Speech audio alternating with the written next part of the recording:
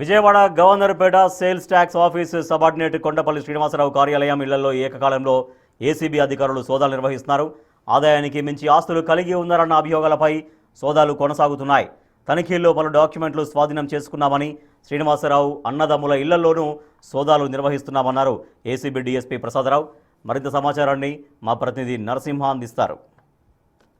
Sale tax కార్యాలయంలో office subordinate గా పనిచేస్తున్నటువంటి కొండపల్లి శ్రీనివాసరావుపై ఏసీబీ దాడులు కొనసాగుతున్నాయి. ప్రస్తుతం ఇళ్లతో పాటు అటు కార్యాలయం, అటు అన్నదమ్ములకు సంబంధించినటువంటి ఇళ్లలో కూడా ఏకకాలంలో సోదాలు జరుగుతున్నాయి. ప్రస్తుతం మనం విజువల్స్ లో చూడొచ్చు. ఏదైతే సోదాలకు సంబంధించి కూడా, ఎందుకంటే గతంలోనే 16,000 రూపాయలు లంచం తీసుకుంటూ కూడా నేరుగా పట్టుకోవడం జరిగింది. ఆ సమయంలో నేరుగా ఇల్లు చెక్ చేసిన సమయంలో కొన్ని బంగారంకి సంబంధించినటువంటి బిస్కెట్లు కూడా లభ్యమైనట్లు సమాచారం అందుతుంది. దాంతోపాటు ప్రస్తుతం ఏకకాలంలో సోదాలు అయితే కొనసాగుతున్నాయి. ప్రస్తుతం మనం విజువల్స్ చూడొచ్చు. ఆదాయానికి మించినటువంటి ఆస్తులు కూడబెట్టారన్న అభియోగంపై ప్రస్తుతం అటు ఇళ్లతో పాటు అటు కార్యాలయం, దాంతోపాటు అన్నదమ్ములకు సంబంధించినటువంటి నివాసాలతో కూడా మొత్తం ఏకకాలంలో సోదాలు అయితే కొనసాగితే ప్రస్తుతం ఇదే విషయానికి సంబంధించి మనతో మాట్లాడేందుకు డిఎస్పీ గారు.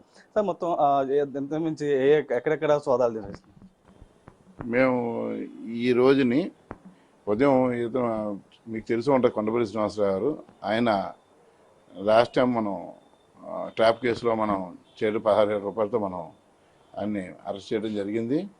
అరెస్ట్ చేసిన తర్వాత మీన్వేల్ ఏమైందంటే అతని యొక్క డిస్ప్రొపోర్షన్, అంటే హౌస్ చెక్ చేస్తాం, అన్నీ చేస్తాం. అప్పుడు వచ్చిన కొంత బంగారం దాంట్లో దీన్ని బట్టి ఉన్న దాంట్లో మనం డిస్ప్రొపోర్షన్ అసెట్స్ అతను సంపాదించడానికి తెలిసిన దాని మీద మేము ఈరోజు వచ్చాం. ఈరోజు సోదాలు నిర్వహిస్తున్నాం. ప్రస్తుతం జరుగుతున్నాయి. కంటిన్యూ వాళ్ళ బ్రదరు, వాళ్ళ అన్నదమ్ములు ముగ్గురు ఇళ్ళ మీద జరుగుతున్నాయి. ఇంకా అదర్వైజ్ ఇంకెవరు లేరు కాబట్టి ముగ్గురు ఇళ్ళ మీద మనం చేసి సోదాలు చేస్తున్నాం, తనిఖీలు చేస్తున్నాం. ఇంకా రాబట్టి వాళ్ళు చూస్తున్నాం, ఏమన్నా ఉంటామో చూస్తున్నాం. అంటే గతంలో ఏదైతే రైడ్ చేసిన సమయంలో కూడా 16,000 రూపాయలు లంచం తీసుకుంటూ కూడా దొరికారు. అప్పుడు ఇల్లు కూడా సోదాలు చేసిన సమయంలో బంగారం కూడా దొరికినట్టు తెలుసు. అప్పుడు ఉన్నదండి. అప్పుడు చేసినప్పుడు మన ఇల్లు సోదా చేసినప్పుడు అప్పుడు ఒక 7 కేజీల దాకా సిల్వరు, అలాగే బంగారం కూడా 5 బిస్కెట్ అంటే 500 గ్రాములు ప్లస్ ఇంకో 600 గ్రాముల దాకా మొత్తం బంగారం ఉన్నది. ఇవన్నీ లెక్కలో తీసుకుని అన్నీ కూడా జాగ్రత్త పెట్టడం జరిగింది. కోర్టులో ప్రవేశపెడతాం. ఏం చెప్తారు సార్? అంటే అధికారులు పదే ఏసీబీ రైడ్స్ లో పట్టుబడుతూ ఉన్నారు, లంచాలు తీసుకుంటూ ఆదాయానికి మించి ఆస్తులు కూడబెడుతూ కూడా మొత్తం పట్టుబడుతున్నటువంటి సందర్భం, అంటే ఏం చెప్పదలుచుకుంటే మీ తరఫున? ఇప్పుడు మేము గవర్నమెంట్ తరఫున మేము చేస్తాం. ప్రభుత్వం ఏం చేస్తుందంటే లంచాలు లేని రహితంగా మనం చేయాలని చెప్పి చాలా మంచి పట్టుదలతుంది.